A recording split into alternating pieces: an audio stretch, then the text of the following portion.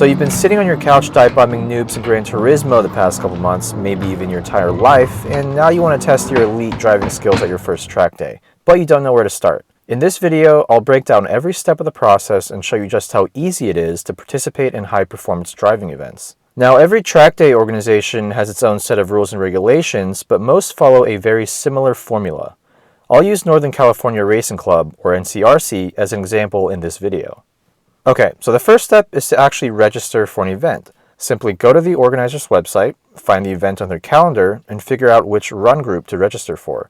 If it's your first track day, you'll need to sign up for the beginners group, sometimes called driving school. This lets the organizer know that you'll probably need an instructor and will make sure you're only on track with other beginners, so you feel comfortable and don't hold up the more advanced drivers. Once you've paid the registration fee, you'll typically receive emails leading up to the track day to inform you of the schedule and any other additional forms you'll need to fill out and bring with you. So that's the easy part. Now we get into the actual track day itself. When you arrive in the morning, park in the designated parking area, usually the paddock, and leave yourself some space to unpack all your things. At a bare minimum, you'll need to bring a Snell certified helmet and closed-toed shoes. Obviously, you don't want to be wearing flip-flops, have your foot slip off the brake pedal, and send your car into a wall. But I highly recommend you also bring some basic tools, like a jack stands, and a torque wrench, and some extra engine oil and brake fluid, and maybe a foldable chair or two, and a table if you have the trunk space. There's a lot more downtime between sessions at a track day than you might expect, so you want to be comfortable. Make sure you check the schedule for the driver's meeting for your run group, as this is usually required before you can get your run group sticker and wristband, and you won't be able to get on the track without these items. In the driver's meeting, the organizers will get you caught up to speed on what to expect for the day and assign you an instructor to ride along with you for your first session.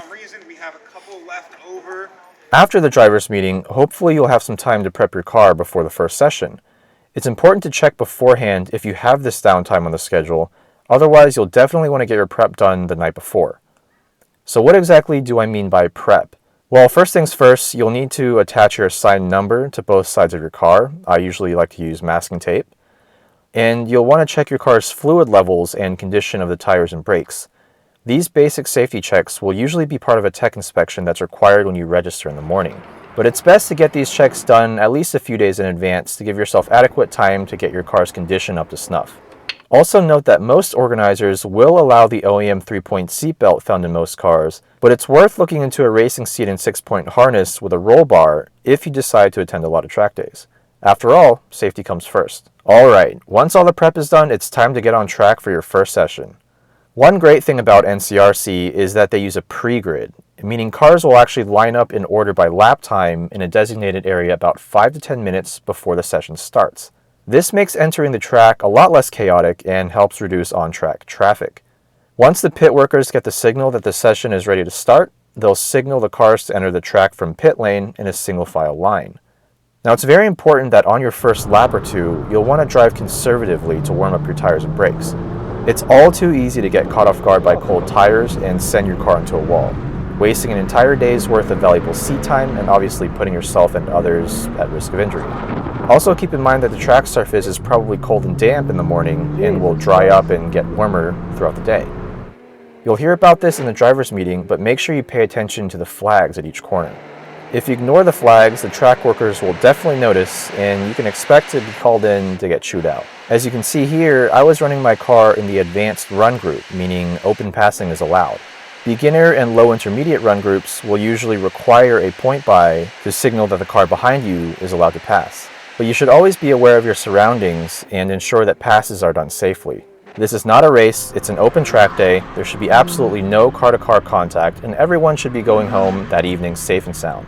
You'll see a checkered flag when the session's over, and you'll exit the track from the appropriate exit and return to the paddock. Between sessions, you'll want to adjust your tire pressures, check your fluids, make sure you're properly rested and hydrated, and get ready for the next session.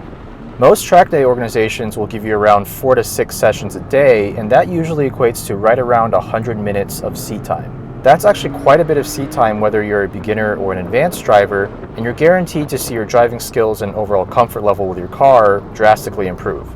So that's basically all there is to a track day. I tried to cover the basics as much as I could in a 5-minute video. If you think I missed anything or have any questions, please leave them in the comments. Hope you guys enjoyed and happy tracking.